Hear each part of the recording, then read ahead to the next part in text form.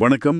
உங்களுக்காகவே ரொம்ப நுட்பமா வடிவமைக்கப்பட்ட இந்த ஒரு ஆழமான தேடலுக்கு உங்களை வரவேற்கிறேன். இன்னைக்கு நாம ஒரு முக்கியமான விஷயத்தை பத்தி பேச போறோம். ஆமா. பொதுவாவே தியானம் அப்படின்னாலே ஏதோ ஒரு குறிப்பிட்ட இலக்க அடையணும், சிதற மனச அப்படியே ஒருமுகப்படுத்தணும், இல்லனா எண்ணங்களை எல்லாம் பலவந்தமா தடுத்து நிறுத்தணும் அப்படின்லாம் நாம ரொம்ப காலமா படிச்சுட்டு வர்றோம் இல்லையா? நீங்களும் உங்க வாழ்க்கையில பலவிதமான தியான முறைகளை தாண்டி வந்தவரா இருக்கலாம். கண்டிப்பா. பல பேர் அந்த போராட்டத்தை சந்திச்சிருப்பாங்க. அதேதான். இந்த தேடலோட அடுத்த கட்டத்துக்கு போக தயாரா இருக்கிற உங்களுக்கு அத்யாசாந்தியோட புகழ்பெற்ற ட்ரூ மெடிடேஷன் அப்படிங்கிற புத்தகத்தோட கருத்துக்கள் ஒரு மிகப்பெரிய திறப்பா இருக்கும். இந்த புத்தகத்தை முதல் பக்கத்திலிருந்து கடைசி பக்கம் வரைக்கும் நான் முழுமையா படிச்சப்போ நாம இதுவரைக்கும் தியானம்னு ஆழமா நம்பிக்கிட்டு இருந்த பல விஷயங்களை அது அடியோடு அசைச்சு பாக்குது அப்படிங்கறத நான் உணர்ந்தேன். இது எந்த ஒரு குறிப்பிட்ட மதத்தையோ இல்ல வழியையோ சார்ந்ததே கிடையாது. மாறா தியானம் பத்தின முற்றிலும் புதிய, ரொம்பவும் சுதந்திரமான ஒரு பார்வைய இது நம்ம முன்னாடி வைக்குது. உண்மைதான். இந்த ஆழமான தேடலை தொடங்க எனக்கு ஒரு அருமையான தொடக்கப்புள்ளி நினைவுக்கு வருது. அதாவது, உண்மையான தியானம் அப்படிங்கிறது ஒரு செயலை செய்யறதில்ல, அது நம்முள் இருக்கும் கட்டுப்பாடுகளை தளர்த்துவது. இந்த ஒரு மையக்கருத்தை தான் அத்யாசாந்தி இந்த புத்தகம் முழுக்க பல ஆழமான பரிமாணங்கள்ல ரொம்ப தெளிவா விளக்குறாரு. சரியா சொன்னீங்க. நாம வழக்கமா தியானத்தை ஒரு வேலை மாதிரி செய்யறோம். ஏதோ ஒரு மாபெரும் ஆன்மீக நிலையை அடையணும்னு நம்ம தொடர்ந்து போராடிக்கிட்டே இருக்கிறத நிறுத்திட்டு தளர்வா இருப்பதே தியானம் அப்படிங்கிற அந்த புரிதல் ரொம்ப நுட்பமானது. சரி, இதை சற்று விரிவாக பார்ப்போம். மனசுடனான போற முடிவுக்கு கொண்டு வர்றது பத்தி அத்யாசாந்தி பேசுறது ஆரம்பத்துல கொஞ்சம் முரண்பாடாவே தோணலாம். ஏன்னா நாம தியானம் செய்ய உட்கார்ந்தாலே எண்ணங்களை எப்படி நிறுத்துறது அப்படிங்கிற போர் நமக்குள்ளேயே தானாகவே தொடங்கிடுது இல்லையா? ஆமா, அது இயற்கைதான். ஆனா மனச அமைதியாக்க போராடுறது முற்றிலும் பலனளிக்காது அப்படிங்கிறத அவரு தன்னோட பல வருட ஜென் தியான அனுபவத்திலிருந்து ஆணித்தரமா பதிவு செய்றாரு. நாம எண்ணங்களோட சண்டை போடும்போது அந்த எதிர்ப்பின் மூலமாகவே நாம எந்த எண்ணங்களை அழிக்க நினைக்கிறோமோ அந்த எண்ணங்களுக்கு நாமே மேலும் சக்தியை கொடுக்கறோம் அப்படிங்கிறது எனக்கே ஒரு பெரிய ஆச்சரியமா இருந்துச்சு. நீங்க சொல்றது மிகச்சரியான புள்ளி. அந்த போரோட வீரியத்தை புரிஞ்சுக்க ஆசிரியர் தன்னோட ஆன்மீக பயணத்துல சந்திச்ச ஒரு சம்பவத்தை நாம கவனிக்கணும். அவர் தன்னோட குரு கிட்ட தம் மனசை கட்டுப்படுத்துறது பத்தி பேசும்போது, உன் மனதுடன் நீ போரிட்டு வெல்ல நினைத்தால் நீ வாழ்நாள் முழுவதும் போரிட்டு கொண்டே இருப்பாய் அப்படிங்கிற ஒரு வார்த்தைய கேக்குறாரு. ஆஹா, எவ்வளவு ஆழமான வரி அது. ஆமா, இத புரிஞ்சுக்க ஒரு எளிய ஆனா ரொம்ப ஆழமான உதாரணத்தை பார்க்கலாம். உங்களுக்கு தெரிஞ்ச ஒருவர் உங்ககிட்ட தொடர்ந்து பேசிக்கிட்டே இருக்காருன்னு வச்சுப்போம். அவர் பேசுறது உங்களுக்கு கொஞ்சமும் பிடிக்கல அப்படிங்கிறதுக்காக அவர் வாயில ஒரு ஒட்டுநாடாவ, அதாவது ஒரு டேப் ஒட்டி அவரை பலவந்தமா அமைதியாக்குறது போலதான் நாம நம்ம மனசை கட்டாயப்படுத்துறதும். சரி. நீங்க அந்த டேப்பை ஒட்டி இருக்கிற வரைக்கும் அவர் அமைதியா இருப்பாரு. ஆனா அந்த டேப் எடுத்த மறுகணமே என்ன நடக்கும்? அவர் அது வரைக்கும் அடக்கி வச்சிருந்த வார்த்தைகள் எல்லாம் பல மடங்கு வேகத்துல கொட்டி தீர்ப்பார் இல்லையா? அதேதான். அத போலவே நாம தியானம்னு சொல்லிக்கிட்ட நம்மளை நாமே கட்டுப்படுத்தி எண்ணங்களை அடக்கி வைக்கும்போது மனசு கொஞ்ச நேரம் அமைதியா இருக்கிறது போல ஒரு மாயையை உருவாக்குது. நாமும் ஏதோ பெரிய ஆன்மீக நிலையை அடைஞ்சிட்டோன்னு நம்ப தொடங்குறோம்.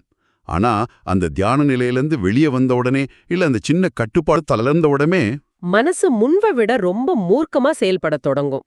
ஆனா இது தியானமே கிடையாது, இது வெறும் தற்காலிகமான அடக்குமுறை தான் அப்படிங்கறத ரொம்ப தெளிவா புரிஞ்சிக்க முடியுது. சரியா சொன்னீங்க. அப்படின்னா இந்த முடிவற்ற சுழல்ல இருந்து எப்படி வெளியே வர்றது அப்படிங்கிற கேள்வி உங்களுக்கு இப்போ எழலாம். இத உங்களோட அன்றாட பயிற்சியில பயன்படுத்த ஒரு தெளிவான வழி இருக்கு. அது என்ன வழி?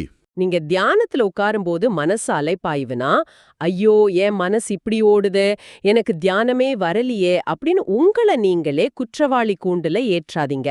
அந்த அனுபவத்தை, அது எவ்வளோ குழப்பமா இருந்தாலும் எந்த தீர்ப்பும் இல்லாம அப்படியே ஏத்துக்க பழகுங்க. தியானம் இப்படிதான் இருக்கணும் அப்படிங்கிற உங்களோட எதிர்பார்ப்புகளையும் பழைய அளவுகோல்களையும் முற்றிலுமா விட்டுடணும். எந்த ஒரு முன்முடிவும் இல்லாம ஒரு குழந்தை மாதிரி அணுகணும் சொல்றீங்க. கண்டிப்பா. ஒரு சிறு குழந்தையின் மாசற்ற தன்மையோட அந்த நொடியை அணுகிறது தான் இதோட முதல் படி. இங்கேதான் விஷயம் மிகவும் சுவாரஸ்யமாகிறது. மனசோடு போரிடுறத நிறுத்தணும்னு புரிஞ்ச உடனே இயற்கையாகவே அடுத்த கேள்வி உங்களுக்குள்ள எழும். நாம இத்தனை காலமா பின்பற்றி வர்ற மூச்சு பயிற்சி, மந்திரங்களை உச்சரிக்கிறது, ஒரு குறிப்பிட்ட ஒளியில கவனம் செலுத்துறது போன்ற பல தியான உத்திகள்லாம் நமது ஆன்மீக வளர்ச்சிக்கு தடையா மாறுமா அப்படிங்கிறது தான் அது. ஆமா, நிறைய பேருக்கு இந்த சந்தேகம் வரும். அத்யாசாந்தி இதையும் ரொம்ப தைரியமா எதிர்கொள்றாரு. உண்மையான தியானம் அப்படிங்கிறது எந்த விதமான கட்டுப்பாட்டையோ அல்லது இலக்கையோ கொண்டிருக்க கூடாதுன்னு அவர் சொல்றாரு. இது பலருக்கும் சற்று அதிர்ச்சியா கூட இருக்கலாம். இங்கே மிகவும் சுவாரஸ்யமான விஷயம் என்னவென்றால், ஆரம்ப கட்டத்துல நம்ம கவனத்தை சிதற விடாம இருக்கிறதுக்காக இந்த உத்திகள் நமக்கு தேவைப்பட்டிருக்கலாம். அது தவறில்ல. ஆனா நீங்க தொடர்ந்து ஒரு குறிப்பிட்ட தியான முறைய கடுமையா பின்பற்றும்போது உங்களுக்குள்ளேயே தியானம் செய்பவர் அப்படிங்கிற ஒரு புதிய அடையாளம் உருவாகிடுது. ஓ, அந்த ஈகோ உள்ள வந்துடுது. ஆமா, அந்த அகந்தை, நான் இப்போ மிகச் சிறப்பா மூச்ச கவனிக்கிறேன், நான் இப்போ பெரிய தியானி அப்படின்னு தனக்குத்தானே ஒரு வேலையை கொடுத்துப்பிட்டு ஆதிக்கம் செலுத்த தொடங்குது. இறுதியில அந்த உத்தியே ஒரு புதிய தடையா மாறிடுது. ஆமா, இத பலரும் உணர்ந்திருக்க கூடும். அந்த உத்திகளை பிடிச்சுக்கிறதே பாதுகாப்பானது அப்படின்னு மனசு நம்ப தொடங்கிறது. நீச்சல் அடிக்க பழகும்போது பயன்படுத்துற மிதவைய கரைக்கு வந்த பின்பும் பிடிச்சுக்கிட்டு இருக்கிற மாதிரி தான் இதுவும். மிக சரியான உதாரணம். ஞானம் அடையணும்னா ஒரு கட்டத்துல அந்த உத்திகளையும் நாம மனம் உவந்து கைவிடணும்னு ஆசிரியர் சொல்றாரு. ஆனா இதை செயல்படுத்த நினைக்கும்போது மனித அகந்தைக்கு மிகப்பெரிய பயம் வருது. நான் எந்த உத்தியும் இல்லாம சும்மா இருந்தா எனக்கு எப்படி விழிப்புணர்வு கிடைக்கும் அப்படிங்கிற பயம் அது. அந்த பயத்தை கடக்கிறது தான் இந்த பயணத்தோட மிக முக்கியமான திருப்புமுனை. இத உங்க வாழ்க்கையில நீங்க எப்படி பயன்படுத்தலாம்னு யோசிச்சு பாருங்க. நீங்க வழக்கமா மூச்சை கவனிக்கிற பயிற்சியோ அல்லது வேற ஏதாவது ஒரு உத்தியையோ பயன்படுத்துபவரா இருந்தா தியானத்தோட முதல் சில நிமிடங்களுக்கு அதை செய்யுங்க. சரி. ஆனா தியானம் சற்று ஆழமாகும்போது மெதுவா அந்த பயிற்சியையும் நழுவ விட்டுட்டு எதுவுமே செய்யாம சும்மா இருக்கிற அந்த இயற்கையான நிலையில தங்கி பாருங்க. மனசு மீண்டும் ஏதாவது ஒரு உத்திய தேடும், ஆனா அதை மென்மையா தவிர்த்திடுங்க. இந்த இடத்துல அத்யாசாந்தி சொல்ற ஒரு விஷயம் ரொம்ப ஆழமா பதியுது. ஞானம் அடைதல் அப்படிங்கிறது புதிதா எதையோ வானத்திலிருந்து தேடி அடையறதில்ல, அது நமது இயற்கையான நிலைக்கு திரும்புறது தான் அப்படின்னு அவர் கூறுறாரு. அதாவது எந்த விதமான வழிநடத்தலும் இல்லாம எல்லாவற்றையும் அப்படியே இருக்க அனுமதிக்கிற அந்த மனநிலை. உண்மைதான். எந்த ஒரு விஷயத்தையும் கட்டுப்படுத்த நாம முயலாதப்போ அங்கே நான் அப்படிங்கிற அந்த அகந்தை தானாகவே கரைஞ்சு போகுது. அதுவே உங்களை மிக ஆழமான அமைதிக்கு கொண்டு செல்லும். இத நாம ஒரு பெரிய கண்ணோட்டத்துல பார்த்தா விழிப்புணர்வு அடைவது அப்படிங்கிறது ஒரு இயற்கையான போக்கு என்பது தெளிவா புரியும். நம்முடைய இயல்பே அந்த விழிப்புணர்வு நிலையை அடையிறதுதான். இத விளக்க புகழ்பெற்ற ஜென் குருவான சுசுகி ரோஷி கூறிய ஒரு அருமையான மாடு மேய்க்கும் உதாரணத்தை அத்யாசாந்தி குறிப்பிடுறாரு. ஆமா, அந்த மாடு மேய்க்கும் உதாரணம் ரொம்ப பிரபலம். ஒரு மாட்டை பாதுகாப்பா வச்சுக்கணும்னு நினைச்சு அத மிகச் சிறிய வேலிக்குள் அடைச்சு வச்சா என்ன ஆகும்? அது முட்டிக்கிட்டு எப்படியாவது வெளியே வர துடிக்கும். அது ஒருபோதும் அமைதியா இருக்காது. ஆனா அதே மாட்டுக்கு ஒரு மிகப்பெரிய பரந்த மைதானத்தை கொடுத்து பாருங்க, அது சுதந்திரமா அங்கும் இங்கும் மேய்ந்துட்டு ஒரு கட்டத்துல தானாகவே அமைதியாகி ஒரு இடத்துல படுத்துக்கும். மனித மனசும் அப்படிதான். இந்த உதாரணம் மனதோட தன்மையை அப்படியே படம் பிடிச்சு காட்டுது. நம்ம மனசு ஒரு சிறிய கட்டுப்பாட்டு வக்கத்துக்குள்ள அடைக்க முயலும்போது அது கடுமையா போராடுது. அதுக்கு முழு சுதந்திரம் கொடுத்தா அது இயற்கையாகவே அமைதிக்கு திரும்புது. ஆமா, இதை நமது அன்றாட தியானத்துல எப்படி செயல்படுத்துறது அப்படிங்கிறது பலருக்கும் இருக்கிற ஒரு பெரிய கேள்வி. தியானம் என்றாலே முதுகுத்தண்டை நேரா வச்சுக்கிட்டு மணிக்கணக்கில் அசையாம கண்களை மூடி அமர்ந்திருக்கணும்னு ஒரு எழுதப்படாத விதி இருக்கு இல்லையா? அப்படி செய்யலைன்னா குற்ற உணர்ச்சி வரும். அதத்தான் அத்யாசாந்தி முற்றிலும் உடைத்தெறியறாரு. தியானம் செய்ய உங்க உடலோட தோரணையோ அல்லது அதிகப்படியான முயற்சியோ முக்கியமில்ல. உங்களுக்கு இயல்பா எது வருதோ அதுவே சிறந்தது. நீங்க கண்களை திறந்து தியானம் செய்ய விரும்புறீங்களா? தாராளமா செய்யலாம். ஒருவேளை தூக்கம் வர மாதிரி இருந்தா? உங்களுக்கு தூக்கம் வர்றது போல இருந்தா கண்களை திறந்து கொள்வதே சிறந்தது. உங்களால நிமிர்ந்து அமர முடியல, சற்று சாஞ்சுக்கணும்னு உடல் விரும்புனா அதுலயும் எந்த தவறும் இல்ல. உங்களை நீங்களே வருத்துக்கொள்ள தேவையே இல்ல. ஆனா இப்படி சொன்ன உடனே அப்படின்னா நான் படுத்துக்கிட்டு தூங்கிடலாமா அப்படிங்கிற ஒரு கேள்வி எழலாம். கண்டிப்பா தோணும். இங்கேதான் முயற்சியற்ற முயற்சி அப்படிங்கிற ஒரு ஆழமான கருத்தை ஆசிரியர் முன்வைக்கிறாரு. சோம்பேறித்தனமும் இல்லாம அதே சமயம் அதிகப்படியான அழுத்தமும் இல்லாம விழிப்புடன் இருக்கிறது. அத்யாசாந்தியோட வார்த்தைகள்லேயே சொல்லணும்னா முயற்சியற்ற நிலை என்பது எந்த முயற்சியும் செய்யாத நிலை அல்ல. அந்த வினாடியில் விழிப்புடன் இருக்க தேவையான மிகச்சிறிய அளவு முயற்சியை மட்டுமே செய்வதாகும். மிகச் சரியான விளக்கம். இத புரிஞ்சுக்க உங்க உடலையே கவனிச்சு பாருங்க. நாம தீவிரமா தியானம் செய்யறோம்னு நினைக்கும்போது நம்ம தோள்பட்டைகளையும் தாடையிலையும் எவ்வளவு இறுக்கத்தை வச்சிருக்கோன்னு கவனிச்சிருக்கீங்களா? நிறைய பேர் பற்களை கடிச்சுக்கிட்டு தியானம் செய்வாங்க. ஆமா, அது தேவையற்ற முயற்சி. உங்க உடலையும் மனசையும் ரொம்ப விரைப்பாவும் வச்சுக்க கூடாது. அதே சமயம் முற்றிலும் தளர்ந்து தூக்கத்திற்கும் சென்றுவிடக்கூடாது. ஒரு தெளிவான விழிப்புணர்வுடன் கூடிய தளர்வு நிலை. அருமை. ஒரு வளர்ப்பு நாயோட கழுத்துல உள்ள சங்கிலிய கழற்றி விட்டா அது முதல்ல தனக்கு கிடைச்ச சுதந்திரத்துல வேகமா அங்கும் இங்கும் ஓடினாலும் சிறிது நேரம் கழிச்சு தானாகவே வந்து நம்ம காலடியில படுத்துக்கும் இல்லையா? அத போலவே நம்ம மனச கட்டவிழ்த்தா அது தாம் ஓட்டத்தை முடிச்சுக்கிட்டு இயற்கையான அமைதிக்கு திரும்பும். ஆக இதற்கெல்லாம் என்ன அர்த்தம்? நீங்க ஒரு நாளைக்கு 1 மணி நேரம் தியானம் செய்றீங்க, அந்த இயற்கையான அமைதியை உணர்றீங்கன்னு வச்சுப்போம். ஆனா மீதமுள்ள 23 மணி நேரமும் பழையபடியே கோபத்தோடும் மன அழுத்தத்தோடும் எல்லாவற்றையும் கட்டுப்படுத்துற குணத்தோடும் வாழ்ந்தா அந்த 1 மணி நேர தியானத்தால உங்களுக்கு என்ன பயன்? எந்த பயனும் இல்லையே. ஆமா, இத உங்க அன்றாட வாழ்வுல எப்படி செயல்படுத்துறது அப்படிங்கிற கேள்வி இப்ப உங்களுக்கு எழலாம். தியானம் அப்படிங்கிறது ஒரு அறையில தனியா அமர்ந்து செய்யற விஷயம் மட்டும் இல்ல, அது நீங்க வாழும் ஒரு முறை அப்படிங்கறத புரிஞ்சுக்கணும். இதோட ஆழமான அர்த்தம் என்னவென்றால், நாம பெரும்பாலான நேரங்கள்ல நம்ம மனசுக்குள்ள ஒரு கற்பனை உலகத்துல தான் வாழ்ந்துகிட்டு இருக்கோம். நேற்று நடந்தத பத்தின சிந்தனைகள், இல்ல நாளை என்ன நடக்கும் அப்படிங்கிற பயங்கள் அப்படின்னு மனசு எப்பொழுதும் நிகழ்காலத்தை விட்டு ஓடிக்கிட்டே இருக்கு. உண்மைதான். அத்யாசாந்தி என்ன சொல்றாருன்னா, மனதோட இந்த கற்பனை உலகத்திலிருந்து வெளியேறி நம்முடைய ஐம்புலன்களின் மூலம் நிகழ்காலத்தில் வாழத் தொடங்குறது தான் உண்மையான தியானம். தியானம் என்றாலே புலன்களை அடக்குவதுன்னு நாம இதுவரையும் தப்பா புரிஞ்சு வச்சிருக்கோம். ஆமா, அது அவர் முரண்பாடான ஆனா மிக ஆழமான ஒரு வாக்கியத்துல சொல்றாரு.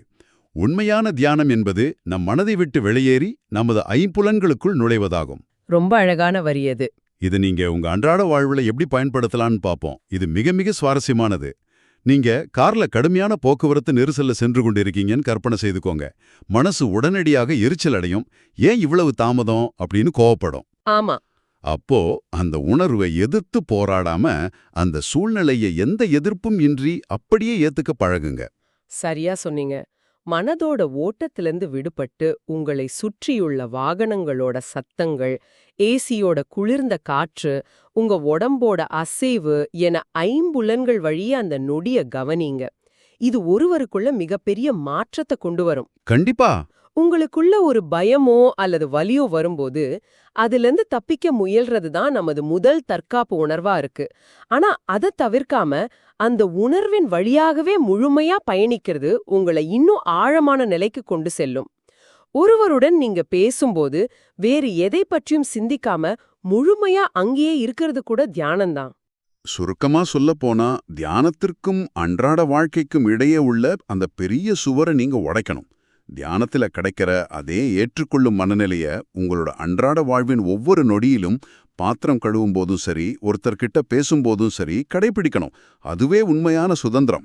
இது ஒரு முக்கியமான கேள்வியை எழுப்புகிறது. நாம கட்டுப்பாடுகளை விடுறோம், இயற்கையான நிலையில இருக்கோம், வாழ்க்கையே தியானமா மாத்துறோம். சரி, அதன் பிறகு என்ன? ஆமா, அடுத்த கட்டம் என்ன? மனசு ஓரளவுக்கு அமைதி அடைந்த பிறகு வெறும் அமைதியோடு மட்டும் தேங்கி விடக்கூடாது. அங்கே ஒரு ஆன்மீக சக்தி வாய்ந்த கேள்வியை எழுப்பணும்னு ஆசிரியர் சொல்றாரு. இதத்தான் அவரு தியான சுய விசாரணை அப்படின்னு குறிப்பிடுறாரு. இது வெறும் அறிவார்ந்த தேடல் இல்ல, இது விழிப்புணர்வின் ஆழமான தேடல். இந்த சுய விசாரணை அப்படிங்கிறது பல ஆன்மீக மரபுகள்ல சொல்லப்படுறது தான் என்றாலும் அத்யாசந்தி இதை அணுகும் விதம் ரொம்ப வித்தியாசமானது. அவரு ஒரு காஃபி ஷாப்ல அமர்ந்துகிட்டு தனக்கு தானே கேள்விகளை கேட்டுக்கிட்டு அதற்கான முற்றிலும் உண்மையான பதில உணரும் வரை எழுதிக்கிட்டே இருப்பாராம். நாம பொதுவா நான் யார் அப்படின்னு தேடுவோம். ஆனா நான் யார் என்று கேட்பதை விட நான் என்ன என்று கேட்பதே சிறந்ததுன்னு அவர் சொல்றாரு. அதற்கான காரணமும் மிக ஆழமானது. யார் அப்படின்னு நீங்க கேட்கும்போது உங்க மனசு உடனடியாக ஒரு மனித உருவத்தையோ ஒரு பெயரையோ இல்ல உங்க குடும்ப பின்னணியையோ கொண்டு வந்து நிறுத்திடும். அந்த அடையாளம் ஒரு குறுகிய வட்டத்துக்குள்ள முடிஞ்சிடும். சரியா சொன்னீங்க.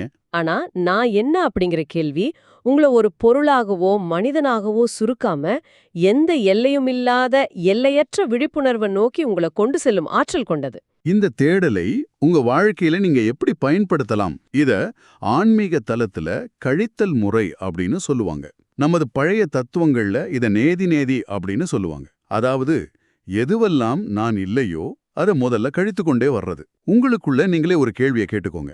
ஆமா, நான் என் எண்ணங்களா இல்ல எண்ணங்கள் வந்து போகுது, நான் அவற்றுக்கு சாட்சியா இருக்கேன். நான் என் உடலா இல்ல உடல் தொடர்ந்து மாறிக்கிட்டே இருக்கு, நான் என் அகந்தையா இல்ல இப்படி எதுவெல்லாம் நீங்க இல்லையோ அத முதல்ல முழுமையா கழிக்கணும். இதத்தான் அத்யாசாந்தி மிக அழகா சொல்றாரு. நாம் உண்மையாகவே என்னவாக இருக்கிறோம் என்பதை கண்டுபிடிப்பதற்கு முன் நாம் என்னவாக இல்லை என்பதை முதலில் கண்டுபிடிக்க வேண்டும். நாம பல தவறான அடையாளங்களை சுமந்துகிட்டு இருக்கோம். நான் ஒரு பதவியில இருக்கேன், நான் இப்படிப்பட்ட குணாதிசயம் கொண்டவன் அப்படின்லாம் நம்பிக்கிட்டு இருக்கோம்.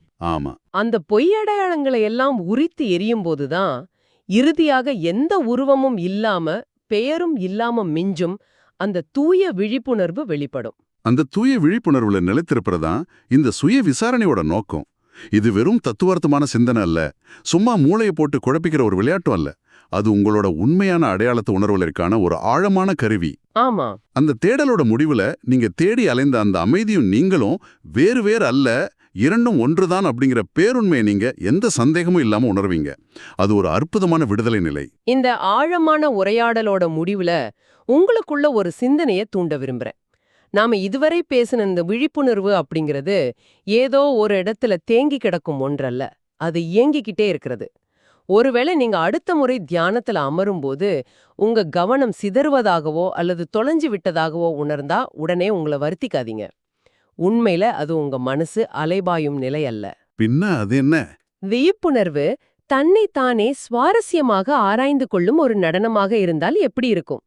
அந்த விழிப்புணர்வின் நடனத்தை எந்த எதிர்ப்பும் இன்றி வேடிக்கை பாருங்க. இதை உங்க அடுத்த தியானத்தின் போது சிந்திச்சு பாருங்க. இவ்வளவு நேரம் கேட்டதுக்கு ரொம்ப நன்றி. இந்த Tamil voice reads channel monetisation இல்லாம தான் நடக்குது. இந்த ஆடியோ புத்தகம் உங்களுக்கு பயன் தருதுன்னு நினைத்தா இந்த முயற்சி தொடர்ந்து போக உங்க ஆதரவு மிகவும் உதவும். என்னுடைய இந்த முயற்சிக்கு நன்கொடை அளிக்க விருப்பம் இருந்தா டிஸ்கிரிப்ஷன்ல கொடுக்கப்பட்டுள்ள UPI ID மூலம் வழங்கலாம். உங்களால் முடிந்த அளவு போதும். சிறிய ஆதரவும் பெரிய உதவிதான். இந்த வீடியோ உங்களுக்கு பயனுள்ளதாக இருந்தா சப்ஸ்கிரைப் பண்ணுங்க, மற்றவர்களுக்கும் பகிர்ந்து கொள்ளுங்க. இந்த கருத்துக்கள் அவர்களுக்கும் தேவையாக இருக்கலாம். லைக் பண்ணுங்க, உங்க கருத்துக்களை கமெண்ட்ல பகிருங்க. மனப்பூர்வமான நன்றி.